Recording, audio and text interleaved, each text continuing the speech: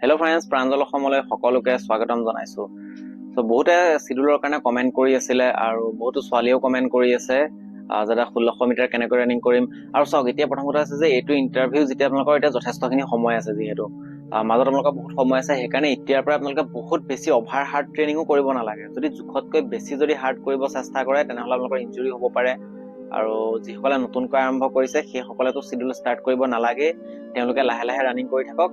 আৰু তেওঁলোকে ফিল্ডখনত চাওক যাতে প্ৰথম দিনা যদি আহিছে 2 পাক, তাৰপিছত 3 পাক 4 পাক এনেকে বঢ়াই 8-10 পাকলৈ নিবলৈ চেষ্টা কৰিব। যেতিয়া দেখিব যে অলপমান আপোনালোকৰ ষ্টেমিনা আহিছে, তাৰ পাছতহে আপোনালোকে চিডুল ফ'ল' কৰিব।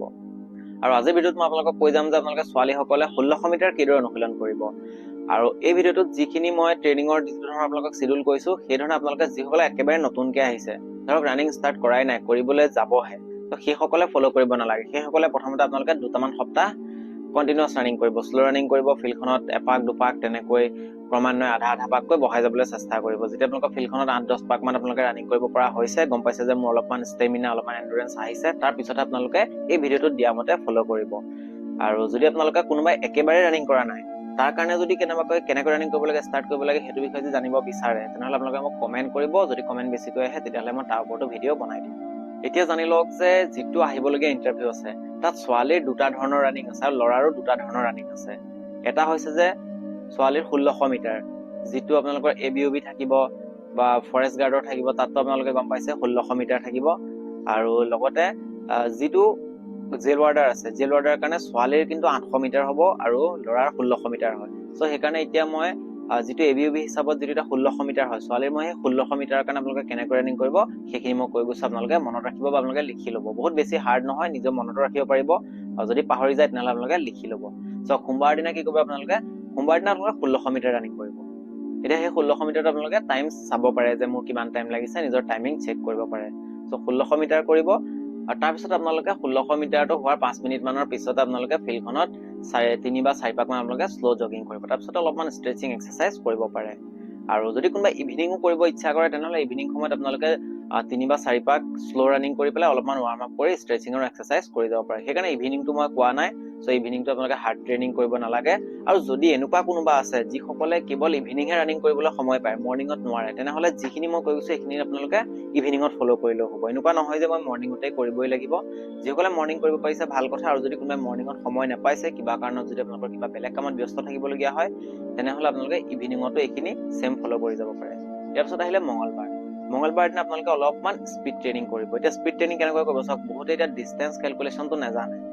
এতিয়া এনেকুৱাও আছে যে ফিল্ডখনত কিমান মিটাৰ আছে একুৰেট বহুতে নাজানে। যদি আপোনালোকে নাজানে, আগৰ পৰা আহি থকা কাৰোবাক সুধি ল'ব যে ফিল্ডখনত কিমান আছে। যদি আপোনালোকৰ 200 মিটাৰ ট্ৰেক আছে তেনেহ'লে আপোনালোকে গম পাবই, সৰু হ'ব যথেষ্ট। বা কাৰোবাৰ 320 থাকিব পাৰে, কাৰোবাৰ 350 বা 400 থাকিব পাৰে। যদি আপোনালোকৰ 200 মিটাৰত প্ৰেক্টিচ কৰি আছে তেনেহ'লে আপোনালোকে স্পীড ট্ৰেইনিং কেনেকৈ কৰিব, 2 পাক স্পীডত দৌৰিব। 2 পাক স্পীডত ৰানিং কৰি পেলাই 2 বা 2.5 মিনিট সময় ৰেষ্ট কৰিব। আকৌ 2 পাক স্পীডত দৌৰিব, আকৌ 2 বা 3 মিনিট সময় ৰেষ্ট কৰিব। ঠিক তেনেকে আপোনালোকে 5ৰ পৰা 6টা কৰিবলৈ চেষ্টা কৰিব মঙলবাৰৰ দিনা। সেইটো আপোনালোকৰ হ'ব মঙলবাৰ দিনা ৰানিং। আৰু তাৰ আগতে আপোনালোকে কি কৰিব, এই ট্ৰেইনিংটোৰ আগতে অলপমান ষ্ট্ৰেচিং আৰু ৱাৰ্ম আপ কৰি ল'ব, নহ'লে চাব আপোনালোকৰ ইঞ্জুৰি হ'ব পাৰে। আৰু লগতে যিসকলৰ ডাঙৰ গ্ৰাউণ্ড আছে, যদি আপোনালোকে 300, 350 মিটাৰ বা 400 মিটাৰ গ্ৰাউণ্ডত যদি প্ৰেক্টিচ কৰিছে, তেতিয়াহ'লে তাত আপোনালোকে এপাক মাৰিলেই হ'ব। এপাক স্পীডত কৰিব, চাব আপোনালোকে যিটো স্পীডত ৰানিং কৰিব পাৰে। এনেকুৱাও নহয় যে একেবাৰে 100 মিটাৰ নিচিনাকে প্ৰথম পাই গুচি যাব। একদম যদি 100 মিটাৰ স্পীডত যদি প্ৰথম পাই আপোনালোকে স্পীড দি দিয়ে, তেনেহ'লে আপোনালোকৰ ভাগৰ সোনকালে লাগিব, ৰখি দিবলগীয়া হ'ব। চাব যাতে যিটো স্পীডত আপোনালোকে ফিল্ডখনত ৰাউণ্ডটো সম্পূৰ্ণ কৰিব পাৰিছে। যদি 200 মিটাৰত দৌৰিছে তেনেহ'লে ক'লো যে 2 পাক কৰিব, আকৌ ৰেষ্ট কৰিব, আকৌ 2 পাক, আকৌ 1.5-2 মিনিট, 2.5 মিনিট ৰেষ্ট কৰিব, তেনেকে 5ৰ পৰা 6টা। আৰু যদি কাৰোবাৰ ডাঙৰ গ্ৰাউণ্ডত কৰিছে 350, 400 মিটাৰ, তাত আপোনালোকে এপাক ৰানিং কৰিব স্পীডত, আকৌ অলপমান ৰেষ্ট কৰিব 2 মিনিট, 2.5 মিনিট সময়। তেতিয়া গম পাইছে যে মোৰ ভাগৰটো কমি গৈছে, আকৌ এপাক, তেনেকে ঠিক 5ৰ পৰা 6টা কৰিব চেষ্টা কৰিব। এইটো আছিলে আপোনালোকৰ মঙলবাৰ ট্ৰেইনিং। ইয়াৰ পিছত আছে বুধবাৰ দিনা আপোনালোকে অলপমান লং ৰানিং কৰিব। যদি লং ৰানিং নকৰে, এণ্ডুৰেঞ্চ ভাল নহ'ব। আৰু এণ্ডুৰেঞ্চ ভাল নহ'লে কি হ'ব, আপোনালোকৰ ফিল্ডখনত যেতিয়া আপোনালোকে ইণ্টাৰভিউ দিব, মাজতে আপোনালোকৰ ৰখি দিবলগীয়া হ'ব। যাতে আপোনালোকৰ ৰখি দিবলগীয়া নহওক, সেইকাৰণে আমাক এণ্ডুৰেঞ্চৰ প্ৰয়োজন। যদি ষ্টেমিনা ভাল নাথাকে তেনেহ'লে আপোনালোকে আধাতে ৰৈ দিবলগীয়া হ'ব। যাতে ৰৈ দিবলগীয়া নহওক তাৰ কাৰণে আপোনালোকে কিমান কৰিব, 3 পৰা 4 কিলোমিটাৰ ৰানিং কৰিব। এতিয়া সেইটো আপোনালোকৰ নিজৰ ক্ষমতা অনুসৰি হ'ব। আপোনালোকৰ 1600 মিটাৰ যিহেতু প্ৰয়োজন আছে, সেইকাৰণে আপোনালোকে এণ্ডুৰেঞ্চ তাৰ ডবলতকৈও কিছু বেছি কৰিব লাগিব। পাৰিলে আপোনালোকে 4 কিলোমিটাৰ পৰ্যন্ত লৈ যাব পাৰে, কিন্তু মিনিমাম 3 কিলোমিটাৰ আপোনালোকে ৰাখিবই। আৰু 4 পৰা 5 কিলোমিটাৰ পৰ্যন্তও কৰিব পাৰে যদি কোনোবা ইচ্ছা কৰে তাৰ কাৰণে কোনো মানে কিন্তু অধিকো নালাগে এনেকুৱা নহয় যে 6 7 8 কিলোমিটাৰ লাগিব সিমানো নালাগে আপোনালোকে 3 পৰা 5ৰ ভিতৰত ৰাখিব পাৰে যিসকল একেবাৰে নতুনকৈ আহিছে তেওঁলোকে অলপ কম কৰিব যিসকল লাহে লাহে অলপমান আগবাঢ়িছে তেওঁলোকে গম পাইছে মোৰ অলপমান ষ্টেমিনা আছে পাৰিম তেনেহলে তেওঁলোকে 4 পৰা 5 কিলোমিটাৰ লং ৰানিং কৰিব পাৰে সেম আপোনালোকে বৃহস্পতিবাৰ শুকুৰবাৰ আৰু শনিবাৰে সেম ধৰণে আপোনালোকে ৰিপিট কৰিব পাৰে যিখিনি মই সোম মঙ্গল বুধবাৰত ক'লো সেইখিনি আকৌ বৃহস্পতিবাৰৰ পৰা আপোনালোকে 1600 মিটাৰ আকৌ শুকুৰবাৰে ঠিক তেনেকৈ স্পীড ট্ৰেইনিং যিটো মই সৰু ফিল্ডত দুপাককে কৈছিলো আৰু ডাঙৰ ফিল্ডত এপাককে কৈছিলো সেইটো কৰিব পাৰে আকৌ শনিবাৰে আপোনালোকে একেধৰণে লং ৰানিং কৰিব পাৰে সো সেইখিনি কৰি দেওবাৰে আপোনালোকৰ সম্পূৰ্ণৰূপে ৰেষ্ট থাকিব যেহেতু আমাক সপ্তাহত এদিন ৰেষ্টৰ খুব প্ৰয়োজন সেইকাৰণে পৰাপক্ষত এটা দিন ৰেষ্ট কৰিব কাৰণ সেই ৰেষ্টৰ কাৰণে আপোনালোকৰ কিছুমান ইনজুৰি পৰা বাচি থাকিব পাৰিব লগতে আপোনালোকৰ শৰীৰটো ৰিকভাৰ হ'ব যেতিয়া আপোনালোকে সোমবাৰে আকৌ অনুশীলন কৰিবলৈ আহিব তেতিয়া আপোনালোকৰ টাইমিঙো যথেষ্টখিনি ভাল হ'ব সেইকাৰণে এদিন আপোনালোকে নিশ্চয় ৰেষ্ট ল'ব সম্পূৰ্ণ সপ্তাহটো কেতিয়াও অনুশীলন নকৰিব এদিন ৰেষ্টৰ যথেষ্ট প্ৰয়োজন আছে সো সেইকাৰণে আপোনালোকে তেনেকৈ কৰি যাব